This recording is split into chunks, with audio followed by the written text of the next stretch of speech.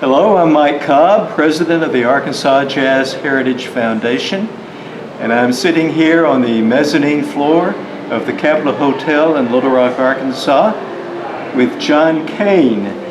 We have just presented John with his award for induction into the Arkansas Jazz Hall of Fame, and it's my privilege to be able now to visit with him a little bit about the many things that he has done and the many things that he still intends to do. And I want to point out to you that in a normal year, we would have done this a year ago. In even number years, we have our Arkansas Jazz Heritage annual banquet or annual get-together and present our inductees with their awards. Obviously, 2020 was not a normal year. So here we are in 2021 doing finally what we wanted to do in 2020, and we're grateful for that opportunity. So I've been chatting with John, and John is one of those people that I have always wanted to sit down with and just chat, and mainly not really chat too much myself, but hear what he has to say, because he has so many experiences, and so there are so many things that he has done on behalf of jazz. John is not a musician, although I'm sure that he can hold his own on instruments or whatever, but it's that knowledge, it's that desire, it's that lifetime of involvement that makes John just so interesting. And as I understand it, John, you became interested in jazz as a young man, listening to the family radio. Tell us about that. Well, my first recollection, Mike, was listening to Ella Fitzgerald sing on a show that was different from your normal, I guess you want to call it top 40 shows or popular music shows back in early 50s, late 40s, early 50s. I was confused. I would hear Ella sing on a show that played with Lawrence Welk.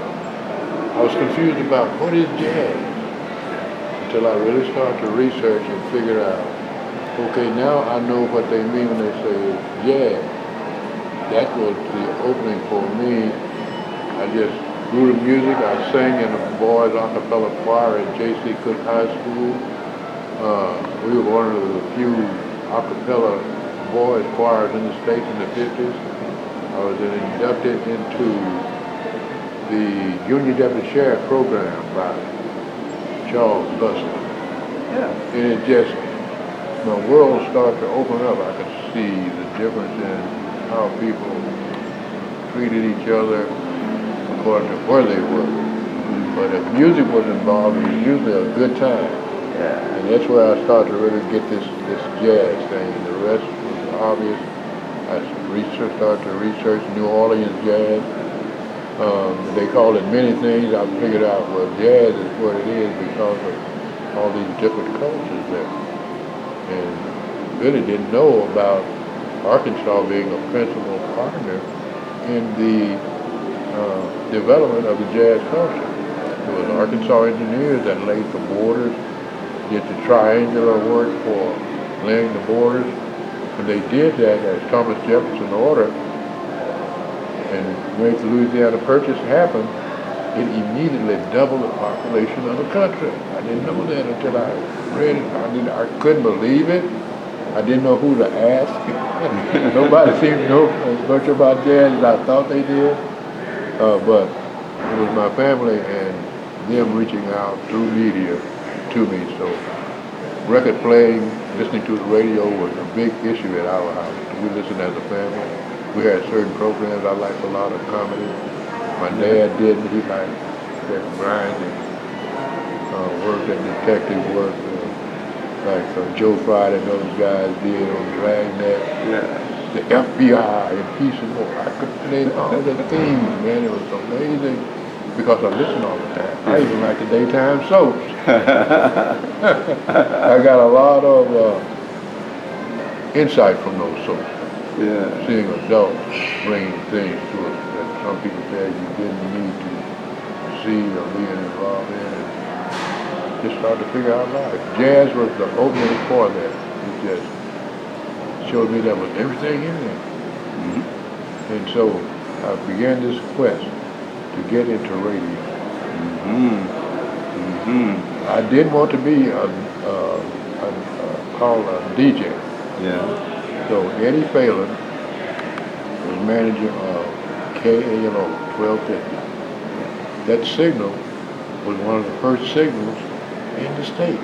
So here I am walking these paths and I'm discovering these things about media and stuff and getting my chance at it. So I asked him if I could help. He says, what do you want to do? I can make you a superstar. I said, I don't want to be a superstar. I just want to do some things on radio that I don't hear. I was talking about me, my people basically doing it. And he says, well, let me think about that. A few days later, I was back in his face again. He says, I haven't thought thoroughly through it, but I'm going to bring you into the station. And he got with Rick Brady, who was his general manager.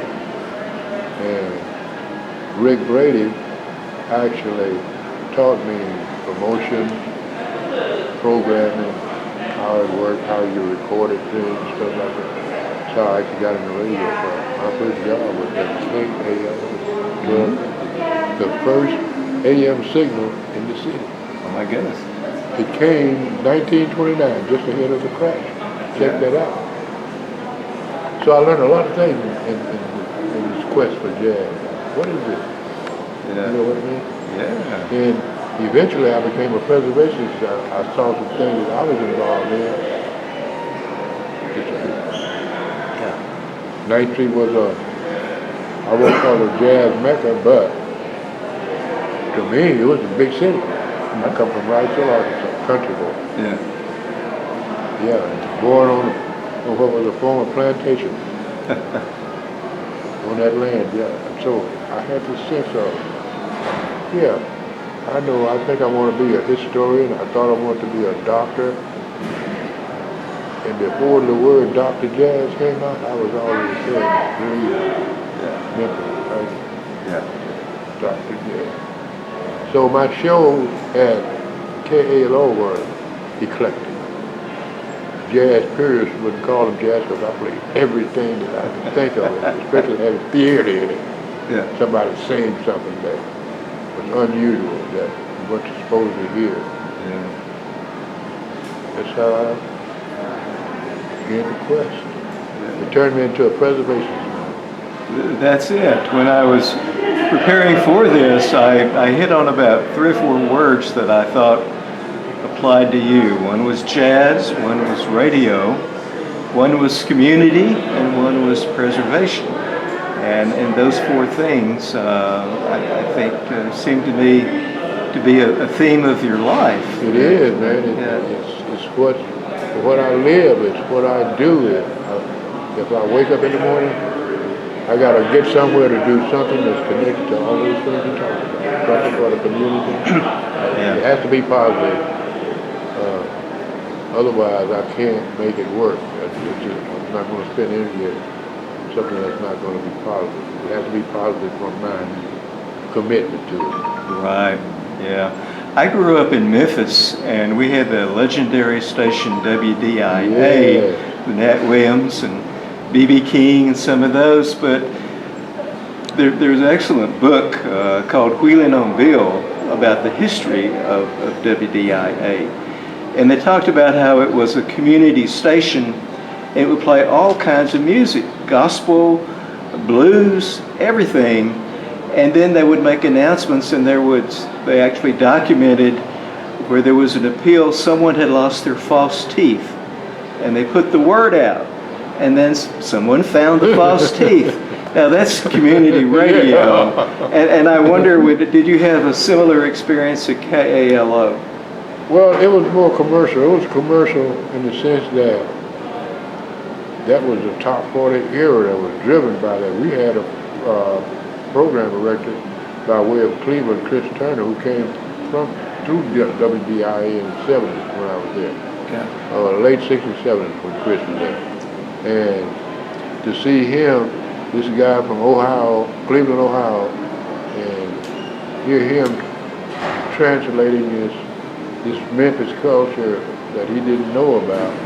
To me, who I grew up with, I'm trying to tell him, Chris, Yeah. I know where this is, man. Yeah. I can help you do these things. So occasionally, I was working for the Federal Reserve Bank then, and they need somebody to stand in for a drive time person that was like, that was usually Bob Robertson or somebody like that. So if I was off in time, I usually got off at 3 o'clock and I said, yeah, I'll come, but I don't do top 40 radio. I'm going to do this my way. Yeah. So, Yeah. but Chris and I had a good, bout or two about that. He wanted that top 40 thing and have music, same record played every 45 minutes. I said, I don't do that, man. So I wasn't refusing his way of programming things. It's just that I was trying to tell him, man, I'm trying to bring something that I know about that you don't know about. Yeah. Now, you took a radio course and went to radio school? I took a correspondence course, Mike, believe it or not, man, from Columbia Broadcasting Company. I wanted to be the next Dan Rather. I wanted to be the next Walter Cronkite. Yeah. So I went to the air trying to sound like that. I actually worked with KAAY briefly doing news, but I felt it was too restrictive for what I wanted to present as a news person. I thought it would go out there and get this. Yeah, put it down. Yeah. I like that political thing. Yeah. So, but anyway, I worked here. I did broadcasting for Grambling College football. At the same time, as I was becoming a preservation person down in Birmingham. So this is in the mid-70s when I go to Alabama, Birmingham, Alabama, with A.G. Gasson. A.G. Gasson was the richest black man in the South for many years, and people didn't know that until the civil rights marches came through Selma, and he helped them with campsites, stuff that they needed. And to find out that here was a person that had this insurance company, a rich man, got 2 radio stations. I never worked at a large radio station, like 100,000 watt station. So our signal would get from Birmingham into Indiana on those nights when the moon was sitting in places like that, many truck drivers. And I met a lot of the musicians who had traveled on the road, worked Pittsburgh, Memphis, Atlanta, and they played in Birmingham. Eventually we put together a jazz society, and that's where my focus came on. I need to be trying to get this done at home too. So I'm making plans while I'm working there. I worked there 8 years doing jazz. Got an award as jazz ambassador from the first black mayor of Birmingham, Alabama, which is Eric. I was inducted into the Alabama Jazz Hall of Fame with Son Rock in 1983. Oh my goodness. 1983, just before I came back home. Wow. So I met a lot of those people that I just heard about, man, thought about. It was amazing to meet them and see them and how people respected them. So it just kept me going. There's history there. A lot of people. That's what I do every day. In my sleep. Yeah, now you're a big Coltrane fan, aren't you? Yes, sir. Oh, yes. Yeah. Yeah, John Coltrane. Love John. Yeah. His family, his son, Ravi, R-A-V-I, still playing. You know, John and Alice were great as a pair with these creative things that they can do and bring people to some kind of harmonic level of consciousness, what I call it. If they could get stuff that you thought you heard it every day, but it was different places. But when they played, it was amazing, man, to just see this interaction between people like that. Yeah.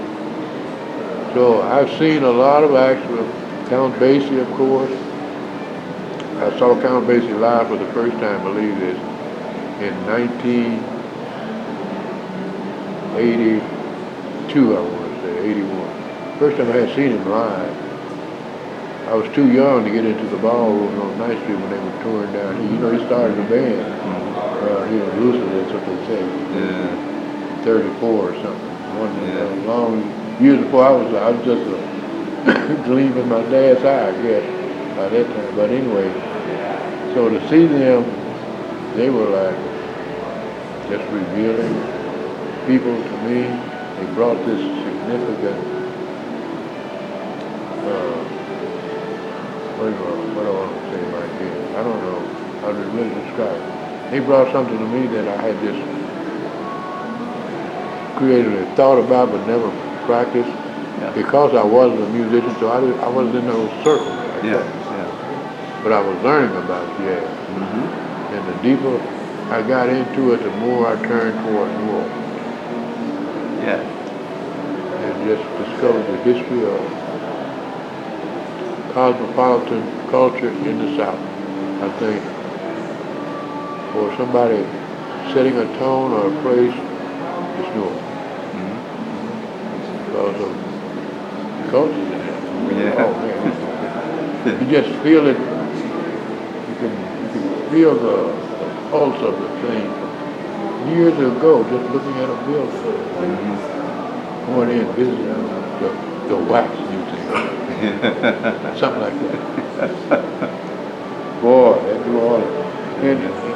And what it really intrigued me was the cultures that weren't accepted. Voodoo, you know, those Caribbean cultures. But once I got into that and realized what it was, I just accepted it, man. I got to accept it because it is what it is. That's how I became this preservationist, community activist person. And hopefully trying to help people understand where they come from, where they're headed with their knowledge of the culture or lack of knowledge. That's what I try to do, educate people.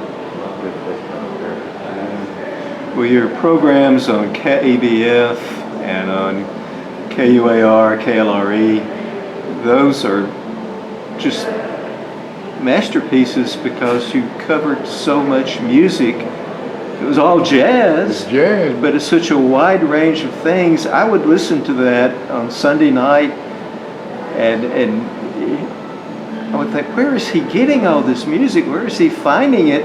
Where does it come from? They were finding me, man. This is just amazing. And I thought, I ought to clip out. I ought to be getting college credit. You should be getting a degree for doing this. I mean, this is amazing. Well, I accepted that. Like I'm not the ordinary, I guess you want to say, broadcaster, because I don't like to be called a DJ because it's a common thing that's so common that there's not much intellect in it. That's what I'm saying. Not that it's a bad thing. But I knew I had more insight and stuff, so you can call me a program producer or whatever. I said, but don't call me a DJ. It was like you were a guide, a mentor. A musical mentor. You're taking us on a jazz I'm discovering it too. We don't know where it's going. We're not sure where we've been, but we know we're enjoying the ride. And I learned an immense amount of things and had so much exposure, and I just multiply that to all the people out in the audience and think of the effect of that. It made a recognition point that I get requests from people saying, would you play my record? I say, is it good sound, well produced? I say, I'll play it. I said, what do you call the music? They tell me what it is. I said, well, it's jazz when you get here.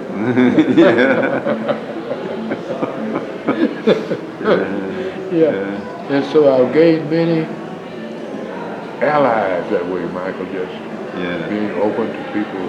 I think they're just trying to discover which way they're going, and I want to help and not hinder.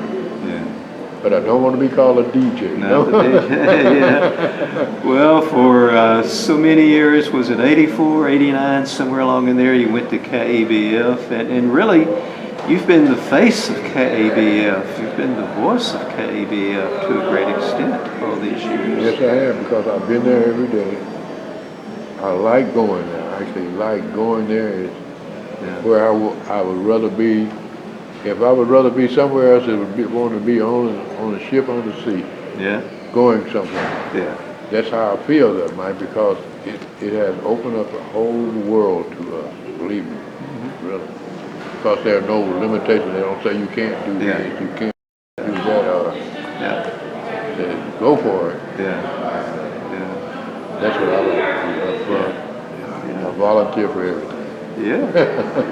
and there's still a lot to be played. There's still a lot of music Oh my God. to be revisited. So I get the sense that you're not thinking you're wanting to wrap it up or end it, but you want to keep going because there's so much more to teach us and expose us to. Yeah. Is that correct? Yeah. Discovery would probably be the best for me, because I'm discovering too. I don't know where I'm going. I got an open mind and creative thoughts, and you're invited in. And that's how I can just look at something, and then I have a method, Mike, that I do in auditioning things.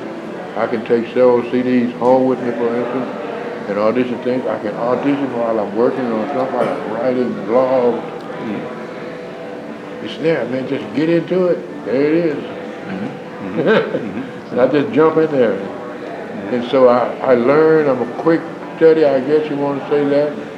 And I've learned music and how musicians come together and bring that thing, that sound, man, that grabs your thoughts. You know, that creative thing you were doing when you were a kid in that room back there. Yeah, it just opened my mind up. So that's what I like to do. That's why I go down there every day. Stay 4 or 5 hours at least. And do everything in the station that I can, and get them out of there and go take a nap. Well, you know, I really relate to that, because I can't read music. I could not play an instrument if I had to, and yet I love it. It probably is one of the most important things in my life. So it gives me inspiration to see someone like you doing this, because I know that there's a place for that, and that it's the way you do it. It's a talent. Well, I appreciate you recognizing that. I think it's a talent too, although I never defined it as a talent. It was just basically kind of like research for me. Like, what is it I heard in that tune? I can hear a chord, man, like, wow. And I'm going to check that whole thing out. So, and you have witnessed a lot of history here. You've seen highs and lows and a little bit of everything. We're coming out of this quarantine, and things are getting better in a lot of ways. What's your take? You know, I sense that you're activist and you're optimistic, but you're careful. Is that a correct take, or just tell us what your take is at this point in history? Things are changing for sure. There'll be a new normal, not like what we expect things to return to, is what I'm thinking. I think this lockdown, this pandemic, I want to tell you something here, and I haven't said this to anybody outside of the radio station, maybe 2 or 3 people, but I predicted the pandemic, man, a year before it happened. Me and Wade Radke, who's founder of the Acorn and the radio station, sit down talking about it, because he travels out there and trying to organize service party union. And he was telling me, and I listen to his reports all the time, because to me it's the most progressive news coverage thing from a community standpoint happening in the country. Because he's an organizer guy. He takes sides and issues. He's in the Delta here, where they say we are the poorest this, the poorest that. But he's out there helping people even in worse situations than us. So to bring that to a creative thought process and figure out how to do things, I think it'll be 2 generations probably before things are different. for the next generation. 2 generations is what I'm saying. I think it's going to be that drastic thing that makes the world more cohesive and respectful and stop all the warring. That's all I can hope for. I don't know exactly how it's going to happen, but so Radcliffe, and anyway, when we had this talking, I'm predicting this pandemic is going to shut the world down. He says, you're talking biblical stuff. I said, biblical whatever, but man, we're headed that way. I said, Yeah. topsy-turvy, man, upside down. However you can manage that. I said, that's where we are, and it's not getting better. It just got worse, and then the pandemic hit. I think the pandemic and these kinds of trials that we go through really brings people down to a level. Yeah, I got to treat everybody better. It's not looking right. It's commonality. So, I don't have a prediction about the next pandemic. I hope I don't have to say that again. But it That's just a relief. just come up in this conversation. Because he's in and out, and I see him once a month, and he's in town about 12 hours, and we talk about everything that he's doing and stuff like that. I guess it is those kinds of people that I'm connected to that makes me think so. Reaching out. Okay. Well, John, it's been a pleasure. Thank you, my friend. So happy to have you in the Hall of Fame, Thank you, my friend. and also to just sit and visit with you. That's beautiful. Yeah.